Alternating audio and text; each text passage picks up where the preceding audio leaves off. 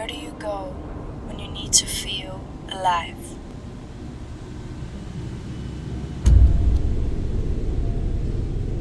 Where do you go when you need to feel